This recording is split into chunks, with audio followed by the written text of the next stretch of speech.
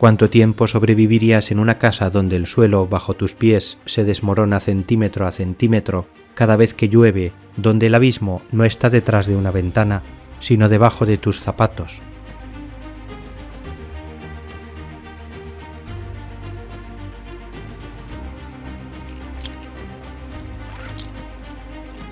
Existen en este planeta estructuras que la física dice que no deberían estar en pie, casas sobre acantilados que el mar erosiona por debajo, monasterios pegados a paredes, verticales sin ningún soporte visible desde afuera.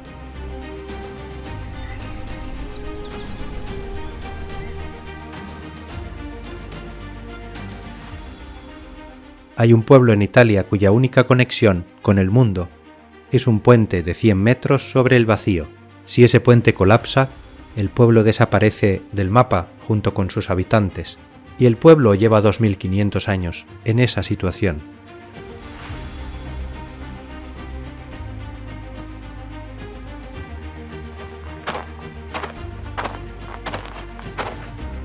Hay casas reconstruidas sobre lava, dentro de volcanes activos. Después de cada erupción que las destruyó, hay monasterios a los que solo se llega escalando granito con las manos desnudas, sin cuerda.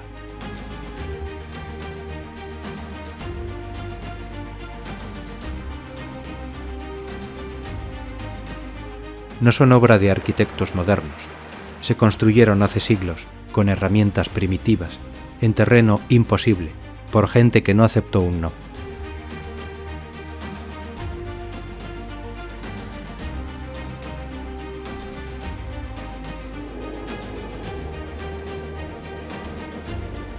Llevan siglos desafiando terremotos, erupciones y erosión, ahí exactamente donde no deberían estar, como prueba de algo que ningún libro de arquitectura explica del todo.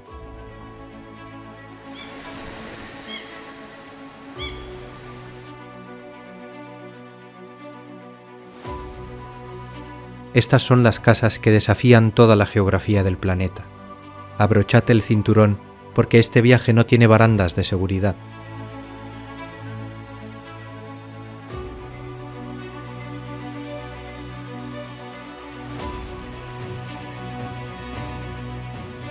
Si este vídeo te pone los nervios de punta, dale like, cuéntanos en los comentarios desde qué país nos ves y suscríbete a Planeta Nómada con la campana activada.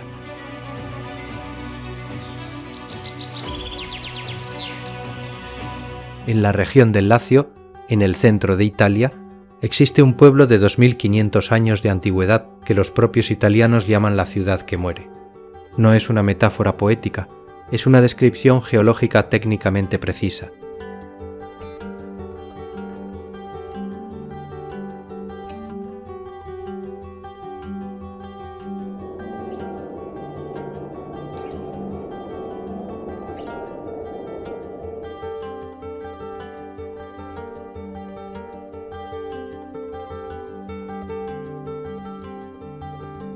Ticipa di Bagnoregio está construida sobre una meseta de tufo volcánico que el agua erosiona de forma continua e irreversible, cada lluvia, cada temporada de viento, cada ciclo de helada y deshielo reduce el volumen de la roca que sostiene el pueblo desde abajo.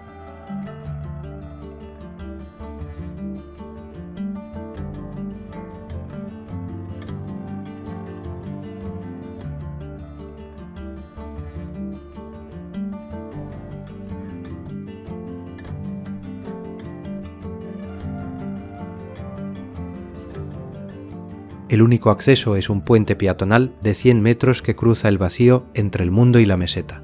No hay carretera, no hay ferrocarril, no hay ninguna otra entrada. Si ese puente se corta, si Vita queda completamente aislada del planeta en segundos.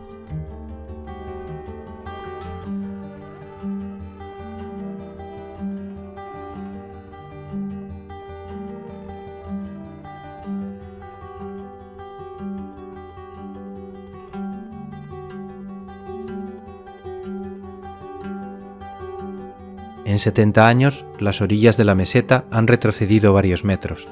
El pueblo se hace más pequeño cada año, conforme la roca que lo sostiene desaparece.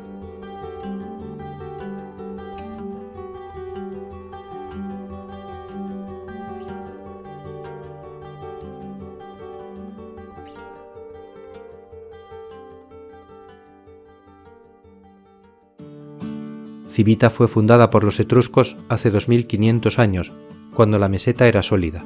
Fue una ciudad próspera con mercados e iglesias. Hoy tiene apenas 10 o 15 residentes permanentes. El resto se fue cuando la tierra empezó a irse también.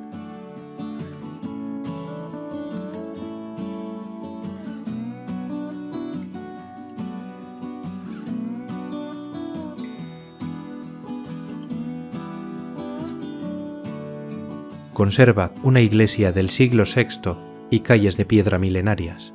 Desde adentro parece un pueblo normal. Solo al asomarte al borde entiendes sobre qué está construido.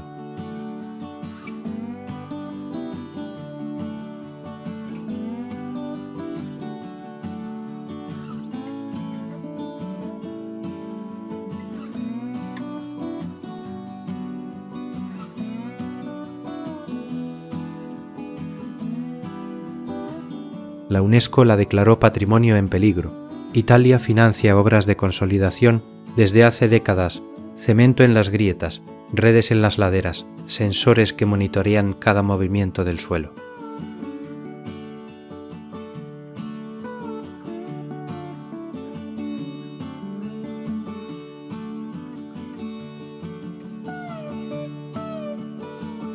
Miles de turistas cruzan el puente cada año para caminar por el pueblo que se muere, y esa afluencia financia parte de su conservación.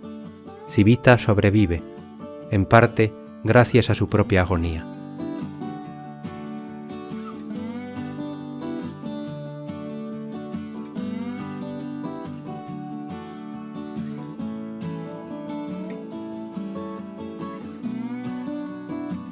Es el argumento más honesto sobre la impermanencia, una ciudad etrusca devorada lentamente por la misma tierra que la sostuvo, y sus últimos habitantes eligieron quedarse a verlo hasta el final.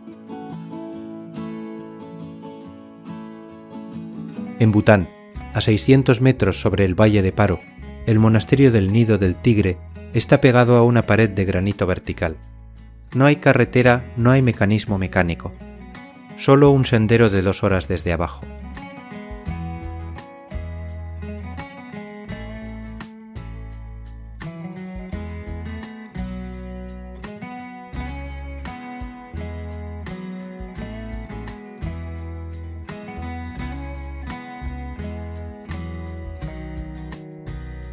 Todo material de construcción fue subido a mano por la ladera. Cada tabla, cada balde de pintura, cada herramienta. En 1998, un incendio destruyó gran parte del complejo. La reconstrucción tardó 4 años subiendo todo a mano otra vez.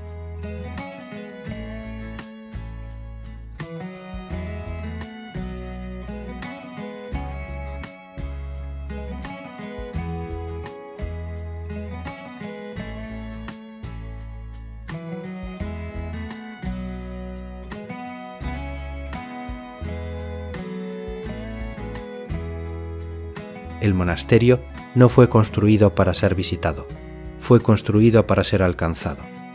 El camino es parte del templo. La dificultad física es parte del ritual. Sin el esfuerzo de la subida, el lugar no tiene el mismo significado.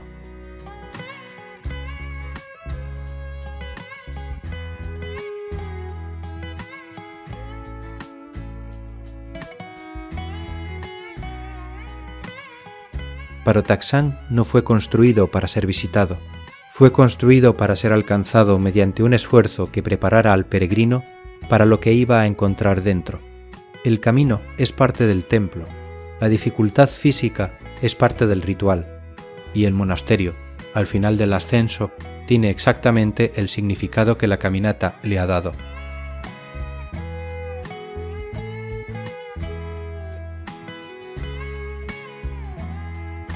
A 500 metros de la costa de Normandía, en la bahía con la mayor amplitud de mareas de Europa continental, una isla de granito sostiene una abadía, un pueblo medieval y 12 siglos de historia ininterrumpida.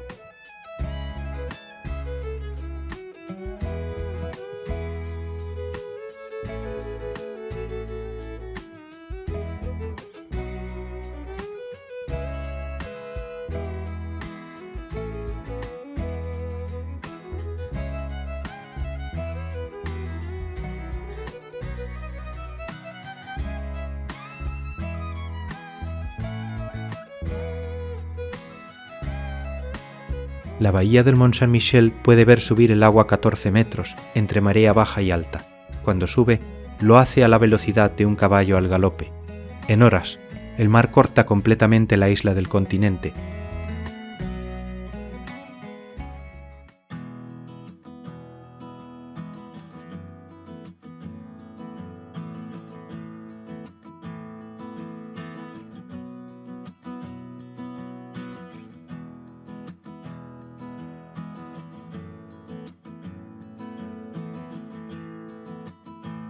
La construcción comenzó en el siglo VIII, cuando el obispo Aubert afirmó recibir visiones del arcángel Miguel ordenándole construir un santuario.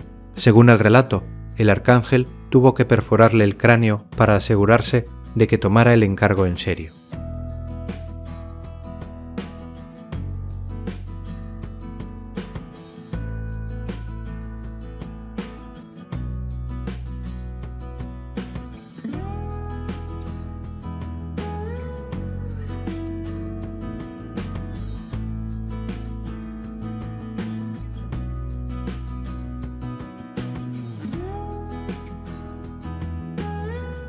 La cima de la isla es granito de 78 metros.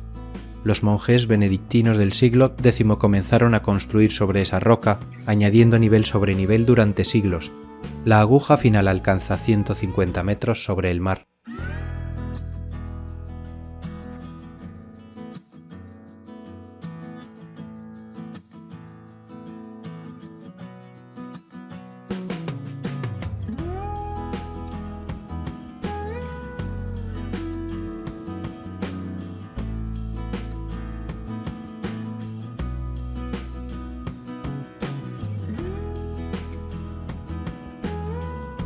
La estructura del monte es ingeniería medieval acumulativa. Cada siglo añadió capas sobre las anteriores. Las criptas góticas del XIII sostienen las naves románicas del Ógedo, que descansan sobre las capillas carolingias del Oneo.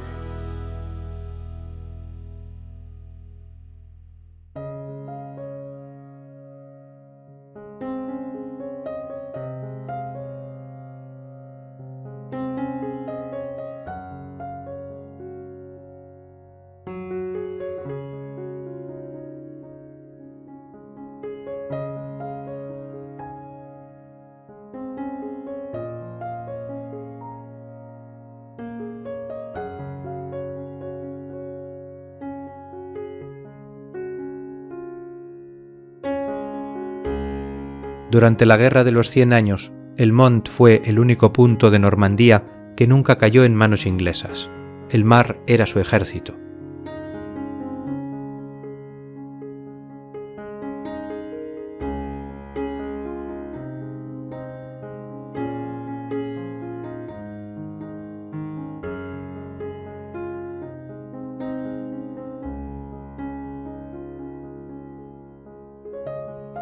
En el siglo XIX fue convertido en prisión. Llegó a albergar 700 presos políticos simultáneamente. Víctor Hugo protestó públicamente. Encerrar hombres entre estas maravillas es como meter la jaula dentro del pájaro.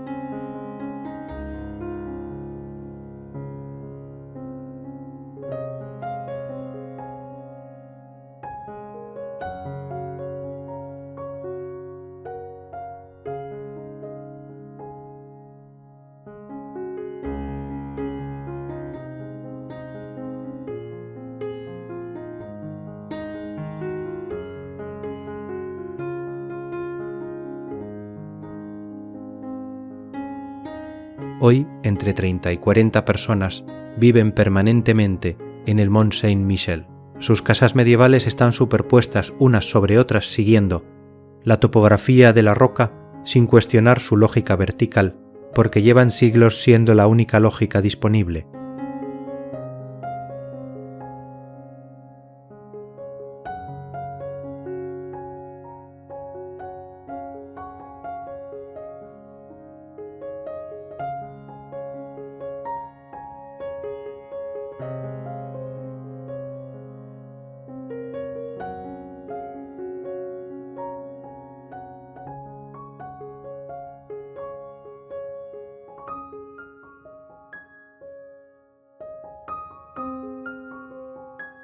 El Mon no controla su relación con el mundo, el mar la controla por él. 2 veces al día el agua decide si este lugar está conectado o completamente solo. Esa cesión del control a la marea lleva 12 siglos siendo la condición fundamental de existir aquí.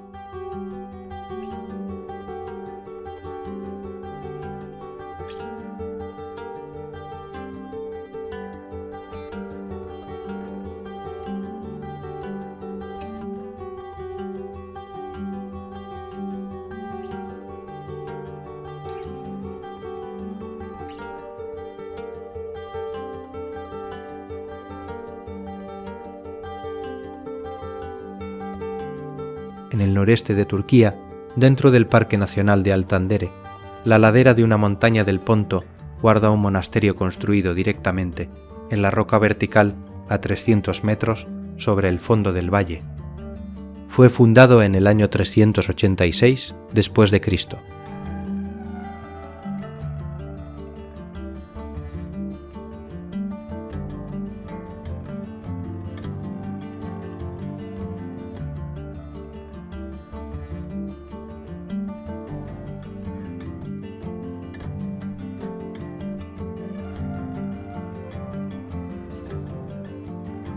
Dos monjes atenienses encontraron en una cueva de ese acantilado un icono de la Virgen. Construyeron una capilla para protegerlo.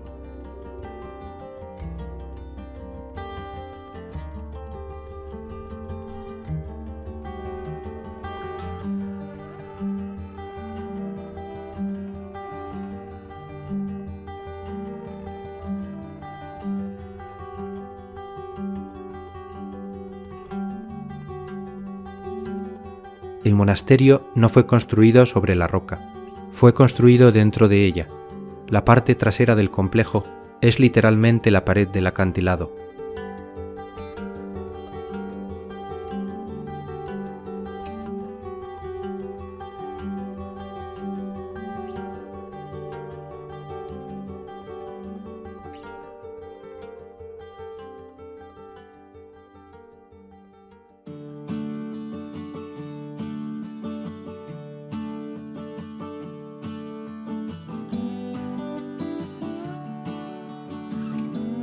La fachada exterior parece plana, casi bidimensional desde el valle.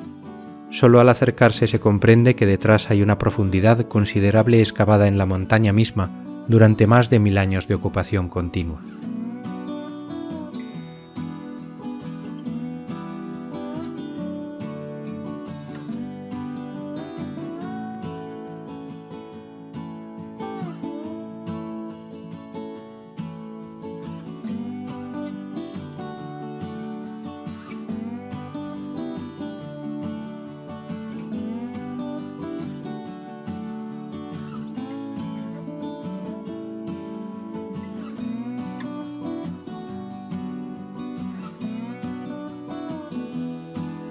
Durante más de 1000 años fue centro de peregrinación para los cristianos del Ponto.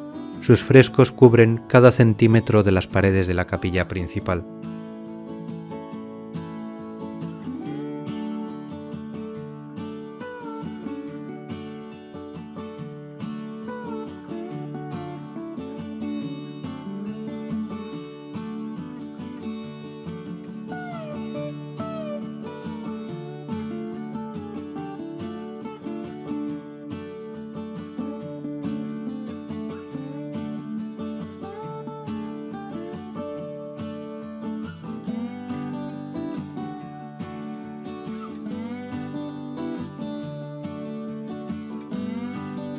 En 1923, con el intercambio forzado de poblaciones entre Grecia y Turquía, la comunidad griega fue deportada. El monasterio quedó vacío de la noche a la mañana.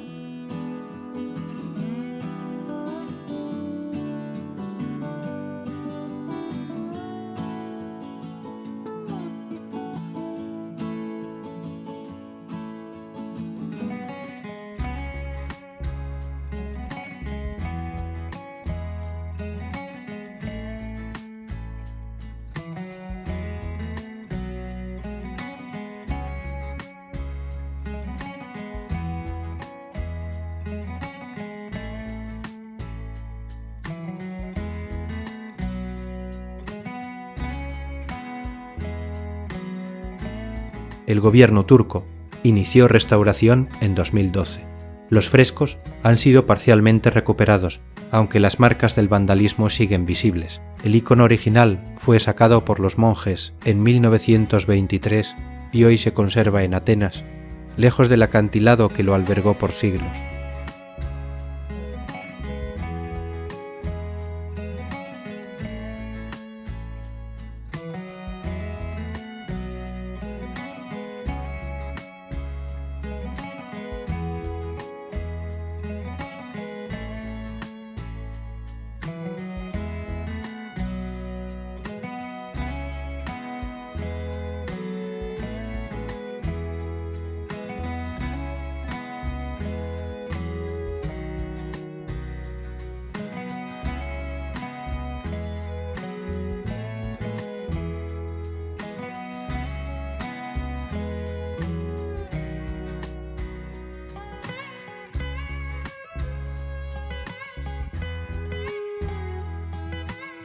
Llegar requiere subir 45 minutos por un sendero forestal sin carretera.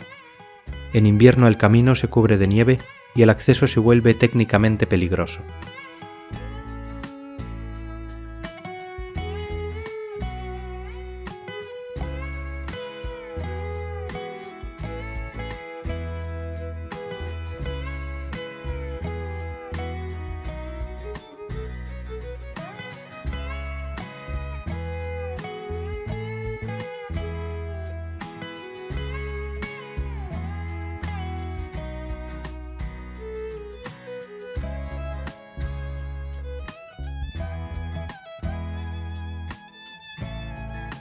Sumela eligió el punto más inaccesible de la montaña no a pesar de su dificultad, sino por ella.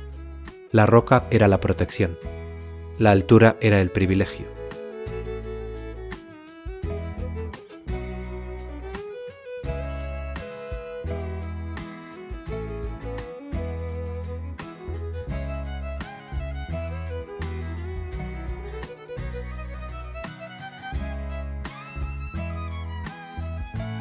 En el corazón de Francia, el río Alzou talló durante millones de años un cañón de paredes verticales de caliza.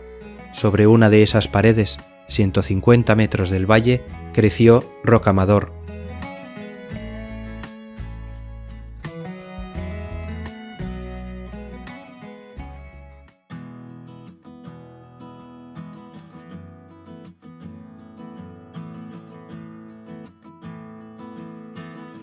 En su apogeo medieval, el siglo XII y XIII, Rocamadour recibía cientos de miles de peregrinos. Al año, Enrique II de Inglaterra, Luis IX de Francia y San Domingo de Guzmán realizaron la peregrinación. La peregrinación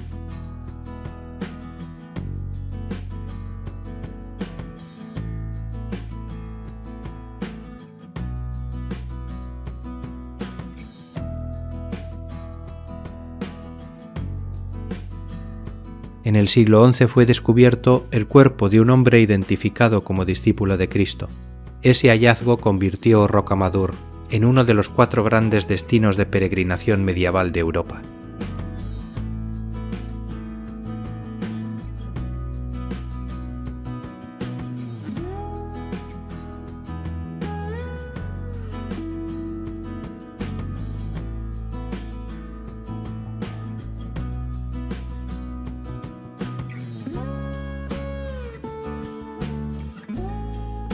En su apogeo medieval, el siglo XII y XIII, Rocamadour recibía cientos de miles de peregrinos. Al año, Enrique II de Inglaterra, Luis IX de Francia y San Domingo de Guzmán realizaron la peregrinación.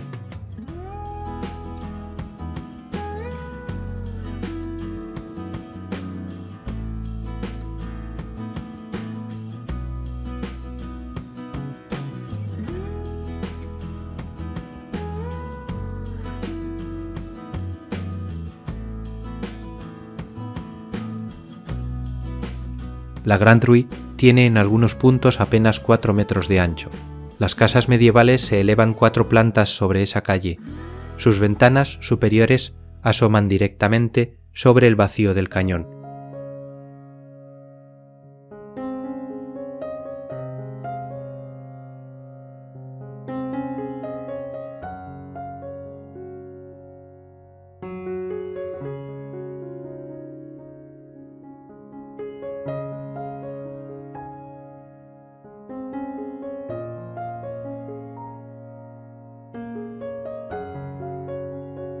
La capilla de Nuestra Señora alberga la Virgen Negra de Rocamadour, una talla del siglo XII de 70 centímetros que durante siglos fue considerada milagrosa. Colgada del techo hay una espada que la leyenda identifica como Durandal, la espada del caballero Roldán.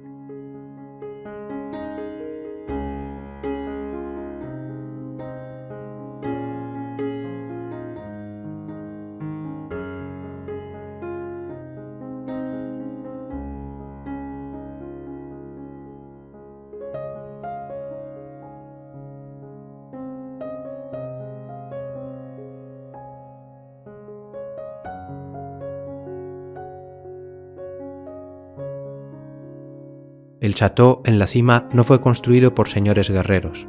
Fue levantado por obispos para controlar las rentas de las peregrinaciones. La fe y el dinero fueron socios en Rocamadour desde el siglo XI, sin que ninguno dominara completamente al otro.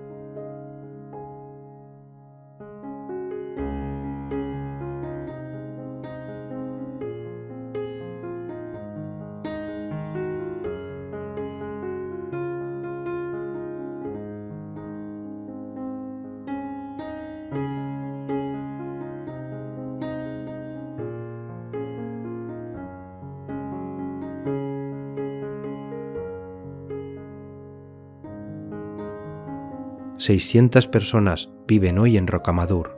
Cada tarea doméstica cotidiana se convierte en un ejercicio de planificación vertical que sus habitantes realizan de forma completamente automática sin pensarlo, porque no conocen otra manera de vivir.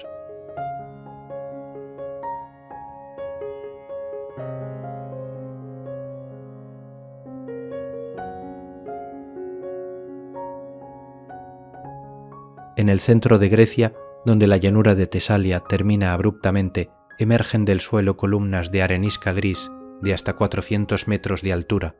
Sobre algunas de ellas, construidos en el siglo XIV, descansan 6 monasterios que siguen activos hasta hoy.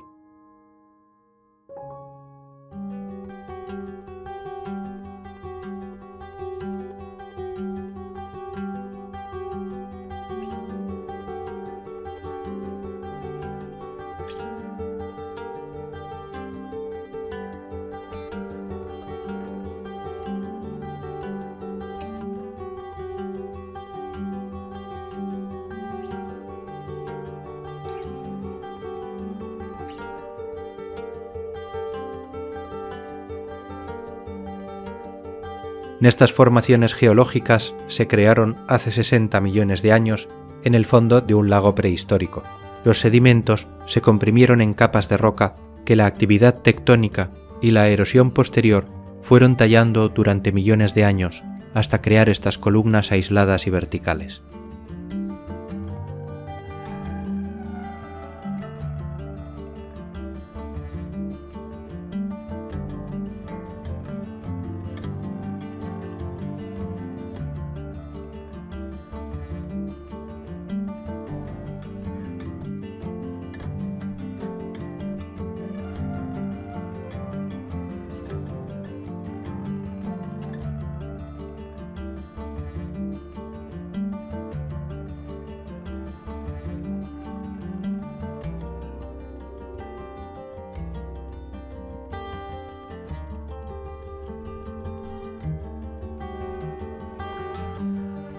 Los primeros monjes llegaron a Meteora en el siglo IX y vivieron en cuevas naturales dentro de las columnas de roca. No construyeron nada. Se limitaron a habitar lo que la naturaleza había excavado. Durante 4 siglos, la vida monástica fue literalmente troglodita y completamente invisible desde abajo.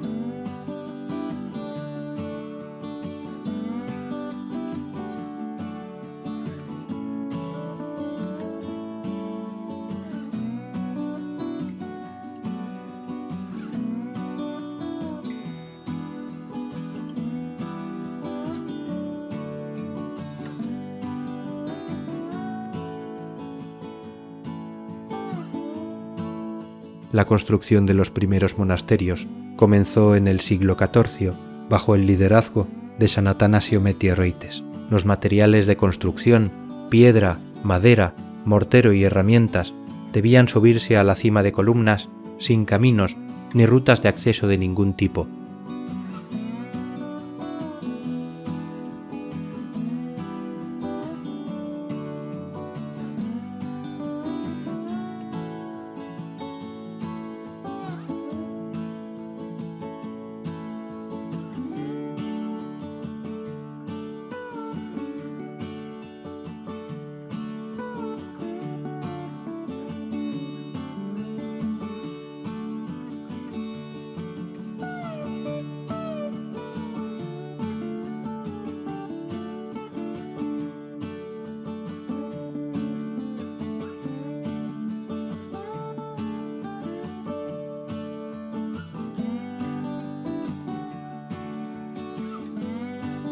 Durante siglos, el único método de acceso fue una red de cuerdas y cestas de madera.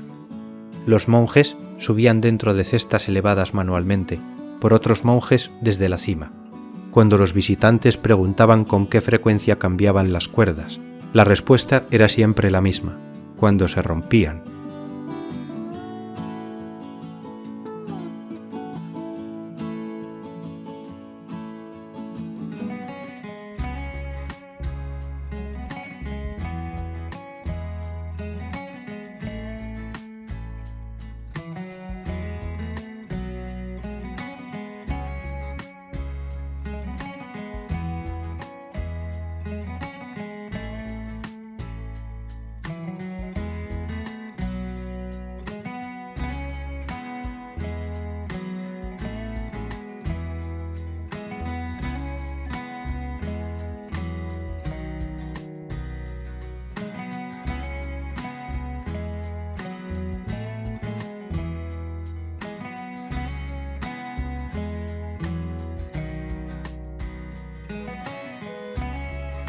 Las escaleras talladas en la roca no fueron excavadas hasta el siglo XX. Antes de eso, la inaccesibilidad física era la principal defensa de los monasterios contra los saqueos, las invasiones otomanas y los conflictos que devastaron la región durante siglos de inestabilidad política y religiosa.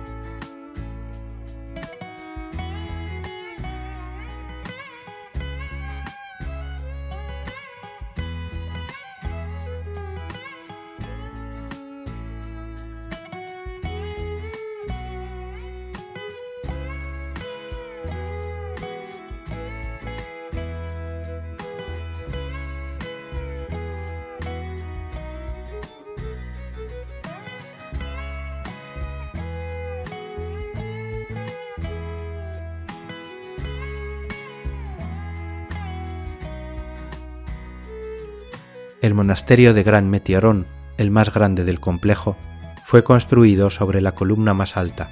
Su iglesia principal data del siglo XIV y conserva frescos bizantinos que sobrevivieron siglos de humedad, frío extremo, abandono parcial y el paso del tiempo sin restauración sistemática.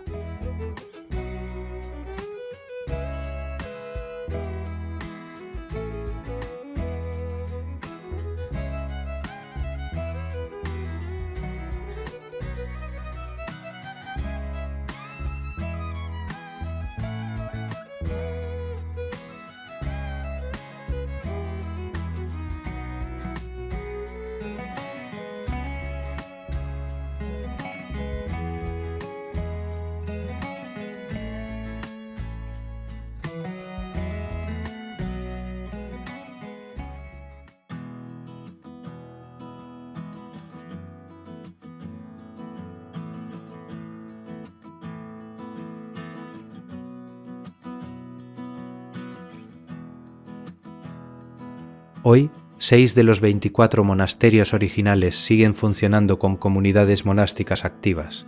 Los monjes y monjas que viven allí han elegido voluntariamente un aislamiento que sus predecesores del siglo XIV no siempre pudieron abandonar, ni aunque quisieran hacerlo.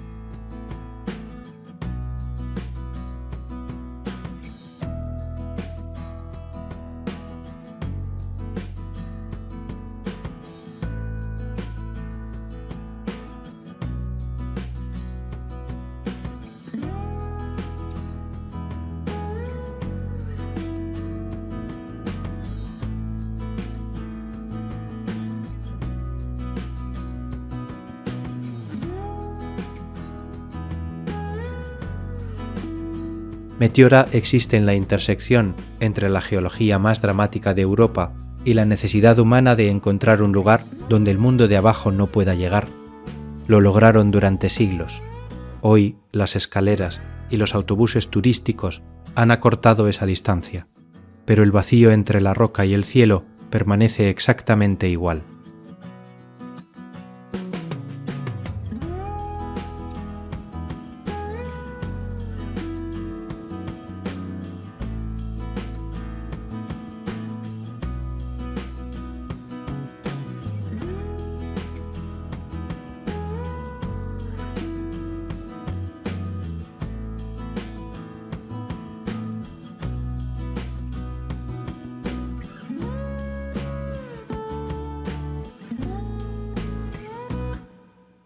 En el extremo sur de Córcega, donde el mar Mediterráneo se estrecha hasta convertirse en el estrecho de Bonifacio, una ciudad entera crece sobre un acantilado de caliza blanca que cae verticalmente más de 60 metros hasta el agua.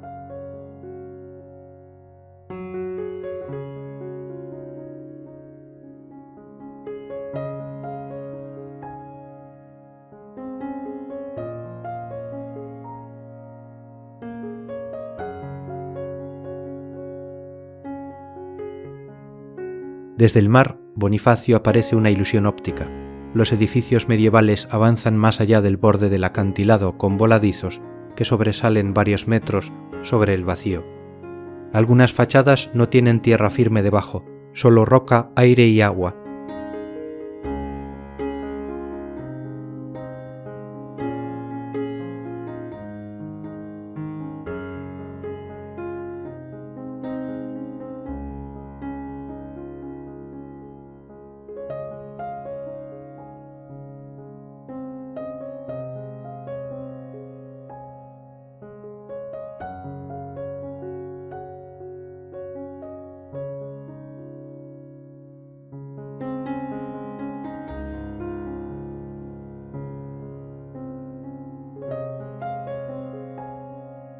La ciudad alta, la Hauteville, fue fundada en el siglo IX por el marqués Bonifacio de Toscana. Sus constructores eligieron este promontorio precisamente por su inaccesibilidad. El acantilado era la mejor muralla que ningún arquitecto militar podía diseñar.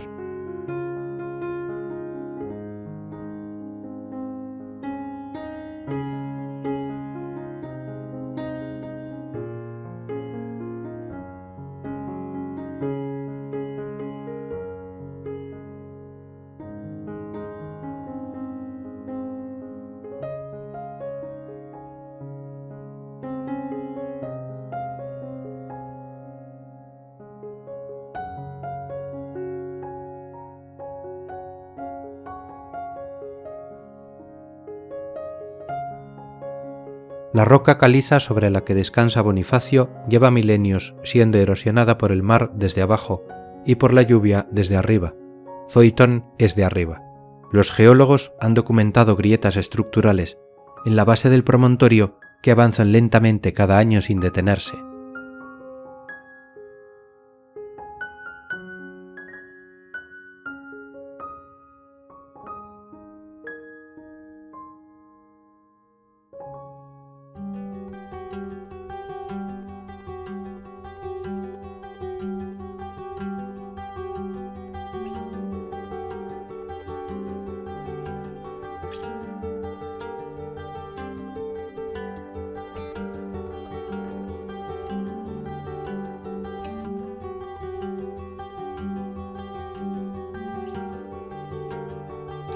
el Escalier du Roi d'Aragón, una escalinata de 187 peldaños tallados directamente en la roca vertical del acantilado, desciende desde la ciudad hasta el nivel del mar.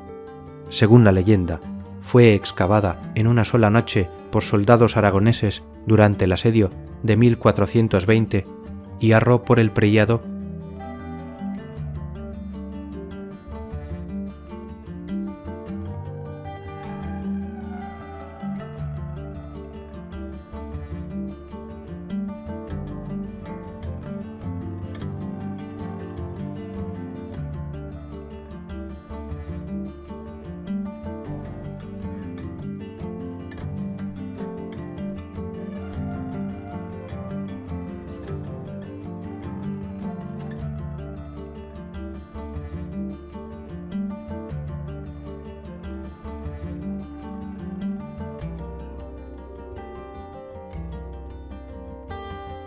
La realidad histórica es más prosaica, pero igualmente impresionante. La escalinata fue tallada a lo largo de décadas para acceder a una fuente de agua fresca en la base del acantilado durante los periodos de asedio prolongado cuando los sitiadores cortaban el acceso terrestre.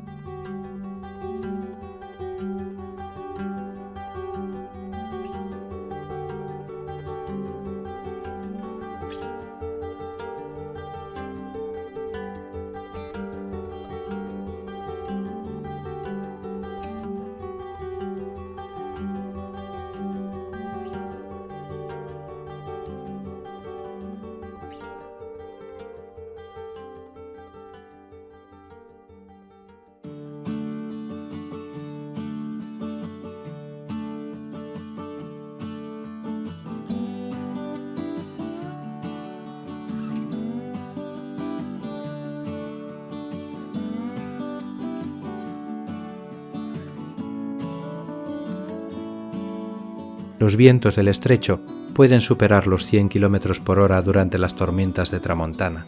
Las ráfagas golpean directamente las fachadas de los edificios que asoman sobre el vacío. Las ventanas de las casas en el borde llevan siglos resistiendo esa presión constante y lateral.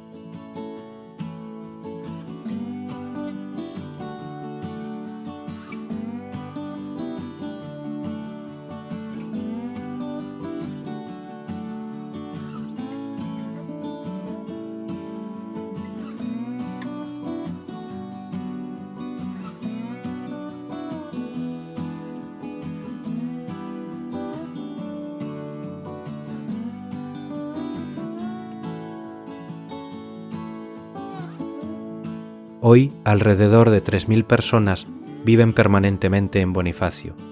Algunos de sus apartamentos tienen terrazas que avanzan sobre el acantilado. Desayunar con el Mediterráneo 60 metros debajo de los pies no es una experiencia turística para sus habitantes, es simplemente el martes.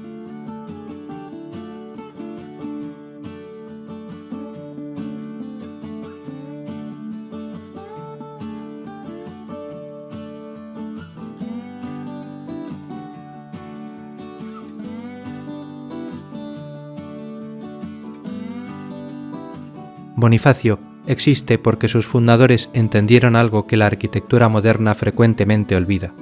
El terreno más difícil es a menudo el terreno más defendible. El acantilado no era un obstáculo, era el fundamento de toda la estrategia urbana desde el primer día.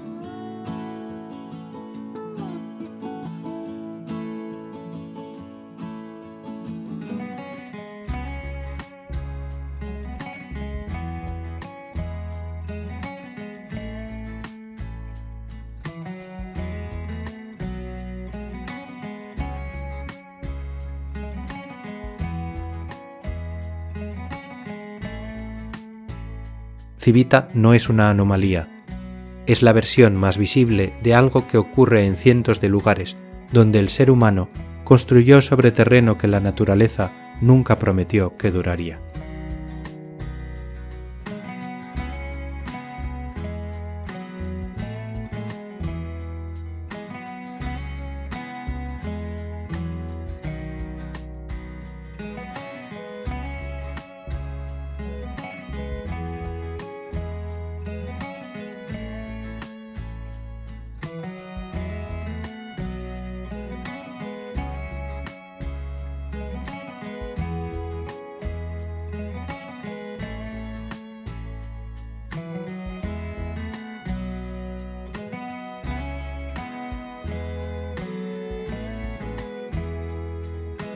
Lo extraordinario no es la ingeniería, es la decisión de quedarse, de reconstruir después de la erupción, de cruzar el puente cada mañana sabiendo que la roca sigue reduciéndose.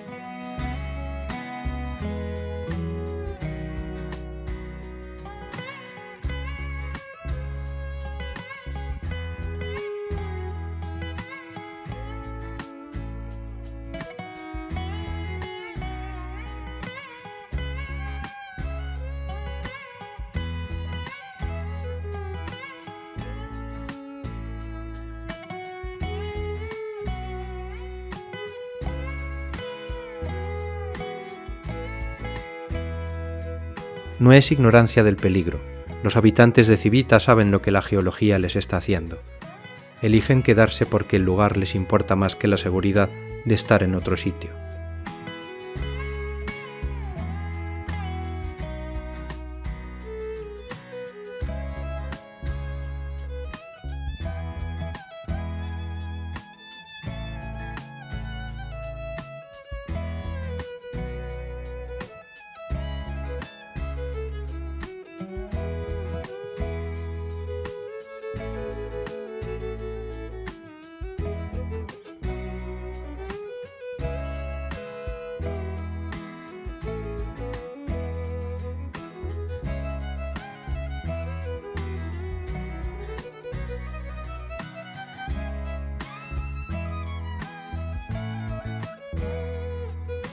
Estas casas son espejos, muestran hasta dónde llega la capacidad humana de arraigarse, de construir identidad sobre terreno inestable.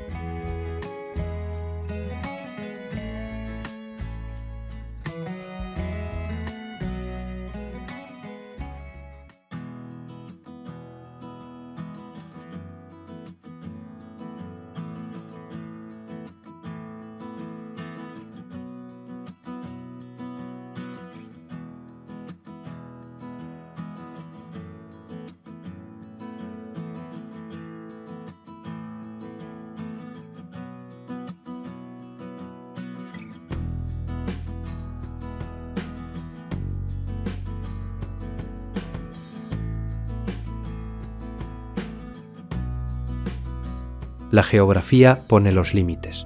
Los humanos los ignoran, los rodean o construyen encima y esperan a ver qué pasa. Esa negociación entre voluntad humana y física del planeta es lo más extraordinario que existe.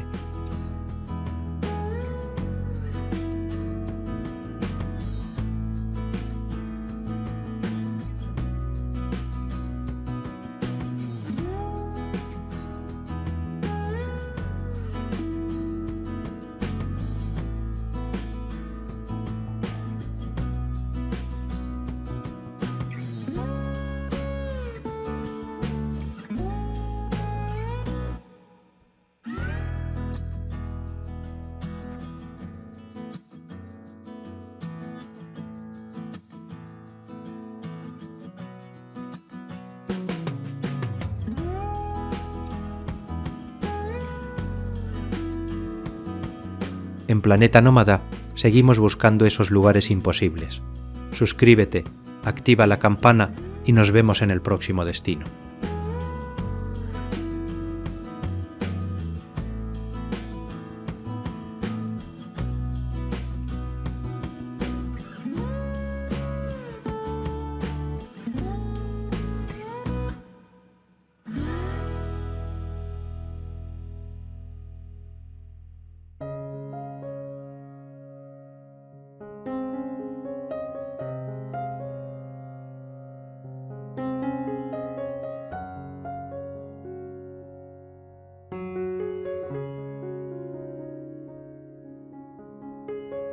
En algún lugar del mundo, ahora mismo, alguien construye donde no debería poder hacerlo. Dentro de 500 años, otros lo mirarán con la misma incredulidad con la que hoy miramos Civita desde el puente.